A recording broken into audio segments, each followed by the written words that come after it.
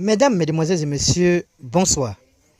Après son accouchement qui s'est déroulé dans de bonnes conditions, dans une formation sanitaire, cette dame rend l'âme de manière subite. Elle passe de manière brutale de vie à crépa, sans toutefois voir son bébé. Suivez très bien l'esquisse de cette vidéo et on se retrouve tout à l'heure pour les analyses. Le jeune fiancé qui a requis l'anonymat regardait sans cesse la photo de celle qui partageait son quotidien depuis 5 ans déjà, jusqu'à ce fameux dimanche 21 avril où tout a basculé. Le médecin qui l'a opéré arrive, comme j'étais dans la salle avec ma femme.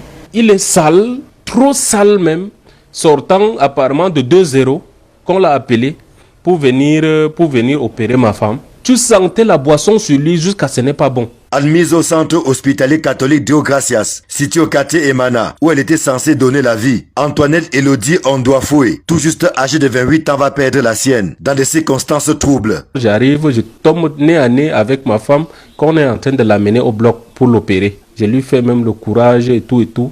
Elle me dit, ok, va trouver maman là-bas. Elle était bien, pas de problème. 20 minutes plus tard, ils sont sortis avec l'enfant. Peut-être 30 minutes plus tard, ils sont sortis aussi avec la mère. Je tourne comme ça le dos. Je prends ma petite soeur. Je voulais la raccourcir la route parce que comme elle est à Mimboman, net quand elle descendait, on m'appelle. C'est qui, ma belle-mère? Elle me dit qu'on vient de l'annoncer que ta femme a convulsé. Je prends mon courage et retourne. J'arrive à l'hôpital. Je fonce directement dans la salle là où ma femme est. Ils sont là, plein là sur elle. Quand je jette un coup d'œil, je regarde ma femme ne vit plus.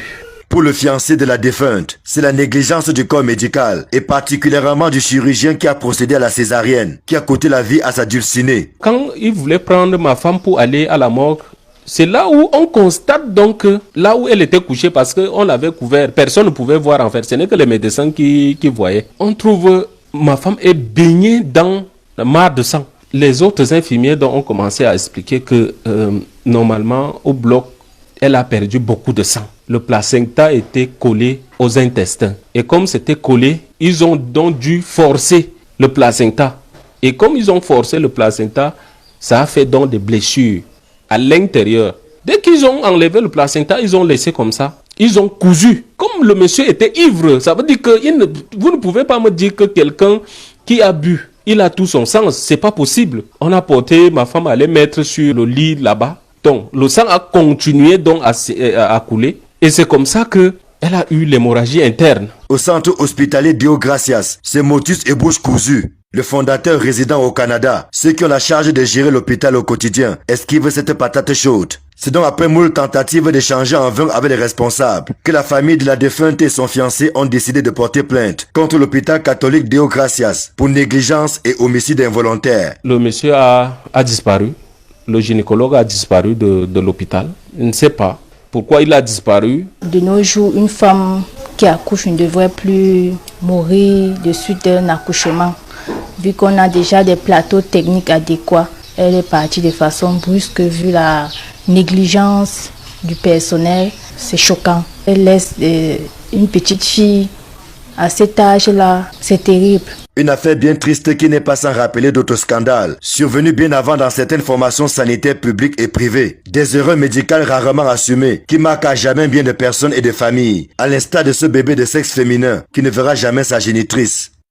H, toi qui regardes, n'oublie pas de liker et de commenter.